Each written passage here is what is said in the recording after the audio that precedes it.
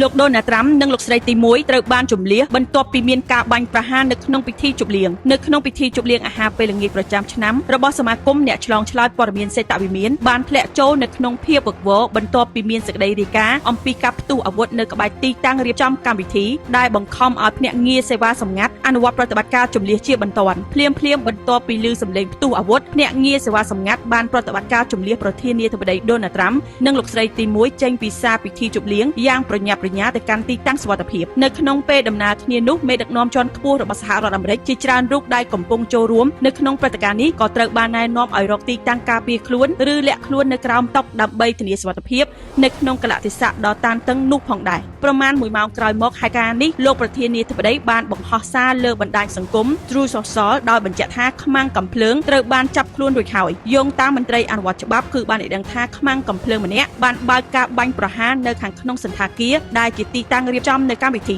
ទោះបីជាយ៉ាងណារបាយការណ៍បឋមគឺបានបញ្ជាក់ថាមិនមានអ្នករងរបួសនៅក្នុងហេតុការណ៍នេះឡើយកម្លាំងសេវាសម្ងាត់និងអាជ្ញាធរពាក់ព័ន្ធបានឡោមព័ទ្ធនិងបិទតំបន់ជុំវិញសន្តាគារទាំងមូលដើម្បីធ្វើការត្រួតពិនិត្យនិងធានាថាគ្មានការគំរាមកំហែងបន្ថែមទៀតភ្ញៀវកិត្តិយសដែលបានចូលរួមនៅក្នុងកម្មវិធីបានរៀបរាប់ពីភាពភ័យខ្លាចនៅពេលដែលពួកគេត្រូវបានណែនាំឲ្យទៅរកទីតាំងការពារខ្លួនគណៈពេលដែលកម្លាំងសន្តិសុខចុះត្រួតពិនិត្យយ៉ាងមមាញឹកសេតវិមានបានបញ្ជាក់ថាលោកប្រធានាធិបតីនិងលោកស្រីទី1គឺមានសុវត្ថិភាពល្អនិងមិនមានផលប៉ះពាល់អ្វីឡើយនេះគឺជាព្រឹត្តិការណ៍សន្តិសុខដ៏ធំមួយដែលបង្កឲ្យមានការភ្ញាក់ផ្អើលយ៉ាងខ្លាំងនៅក្នុងរង្វង់នយោបាយអាជ្ញាធរនៅតែបន្តធ្វើការស៊ើបអង្កេតដើម្បីស្វែងរកមូលហេតុនិងអត្តសញ្ញាណរបស់អ្នកដែលបង្កហេតុគណៈដែលការិយាល័យសេវាសម្ងាត់សហរដ្ឋអាមេរិកបានប្រកាសថានឹងធ្វើការកែសម្រួលវិធានការសន្តិសុខបន្ថែមទៀតដើម្បីធានាសុវត្ថិភាពជូនប្រធានាធិបតីនិងមេដឹកនាំជាន់ខ្ពស់សម្រាប់ព្រឹត្តិការណ៍របស់រដ្ឋនាពេលអនាគត